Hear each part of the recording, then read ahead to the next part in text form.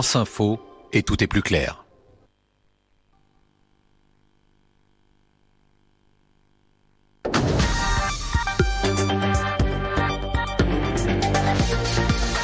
Dans l'actualité également, la situation critique dans les services hospitaliers de Martinique. Au CHU, les soignants sont en alerte maximale. On parle bien sûr de l'épidémie de coronavirus. Les services de réanimation sont submergés par les malades du Covid, soignants débordés. Désormais, il faut sélectionner les patients prioritaires au détriment des autres. En à peine un mois, l'île s'est retrouvée confrontée à une situation sans commune mesure avec les vagues précédentes. Julien Gall.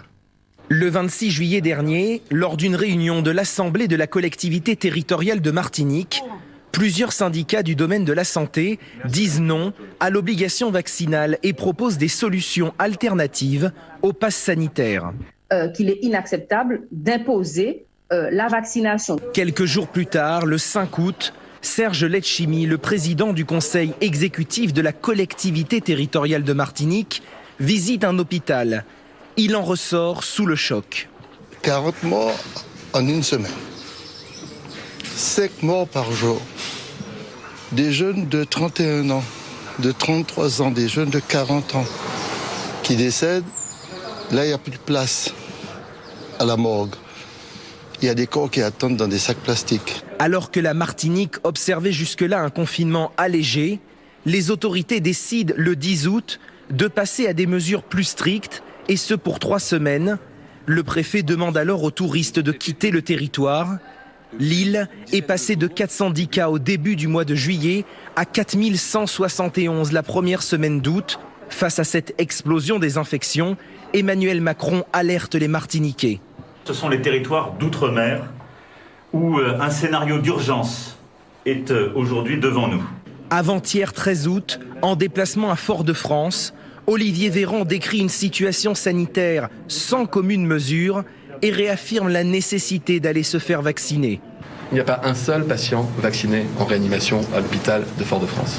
La vague violente de Covid qui frappe les Antilles est la conséquence d'une vaccination qui est bien trop faible sur le territoire. 120 soignants volontaires et une trentaine de pompiers ont été envoyés en renfort en Martinique. Ils y resteront jusqu'au 30 août. Actuellement, la Martinique tente de rattraper son retard en termes de vaccination. Seuls 18% de la population est entièrement vaccinée. Un dimanche 15 août marqué par la pandémie, marqué aussi désormais une majorité des Français a reçu les 2 doses du vaccin. Ils sont toujours 44% à penser qu'il y a quand même d'autres moyens de lutter contre le coronavirus. C'est le résultat d'un sondage regardé dans le JDD, le journal du dimanche ce matin. On va essayer d'aller plus loin avec vous, Julien Gall. Où en sont justement concrètement les recherches scientifiques sur la prévention et le traitement du coronavirus ?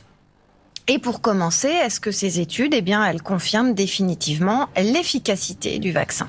Alors, il y a en tout cas des éléments qui prouvent que le vaccin est efficace, à la fois en France et à l'étranger. Tout d'abord en France, la vaccination préserve des formes graves du virus en général, puisque les premières études cliniques sur les formes graves de la Covid-19 prouvent que le vaccin, par exemple Pfizer-BioNTech, est à 97% d'efficacité après 2 doses. Le Moderna, lui, à 94,1% d'efficacité. Alors évidemment, avec l'arrivée du variant Delta, les taux sont revus à la baisse, mais le profil type du patient admis en soins critiques, selon une dernière étude du ministère de la Santé, ce sont 85% de personnes non vaccinées. À l'étranger, la 4e vague est moins grave grâce au vaccin. Au Royaume-Uni, le 5 juillet, c'est-à-dire au moment du début de la levée des restrictions sanitaires, le 5 juillet, il y avait 50 000 nouveaux cas positifs par jour, mais 64% des Britanniques doublement vaccinés, ce qui fait qu'un mois après, un peu plus d'un mois après, le 9 août, il y a 27 000 cas de Covid-19 enregistrés, soit un nombre d'infections divisé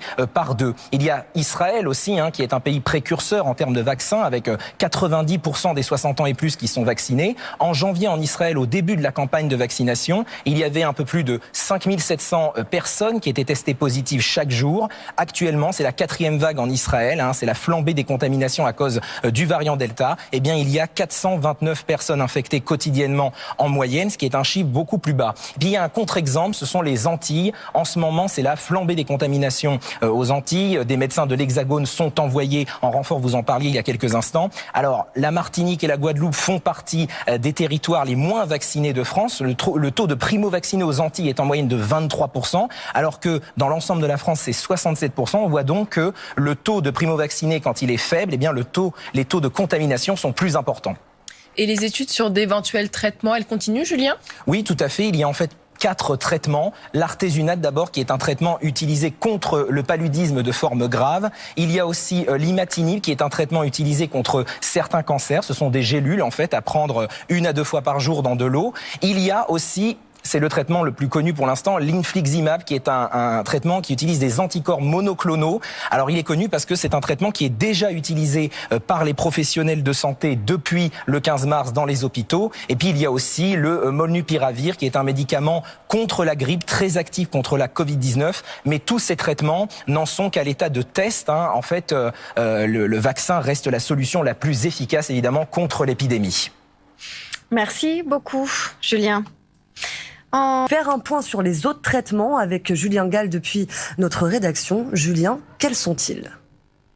Oui, il existe 4 autres traitements éventuels. Le vaccin reste la solution la plus efficace. La preuve en France, selon les premières études cliniques sur les formes graves de la Covid-19, en ce qui concerne le vaccin Pfizer-BioNTech, il y a 97% d'efficacité après 2 doses. Et pour le vaccin Moderna, c'est 94,1% d'efficacité. L'arrivée du variant Delta, bien sûr, avec l'arrivée du variant Delta, ces taux vont être revus à la baisse. Mais le profil type du patient admis en soins critiques, dans 85% des cas, ce sont des personnes non vaccinées, selon une dernière étude du ministère de la Santé.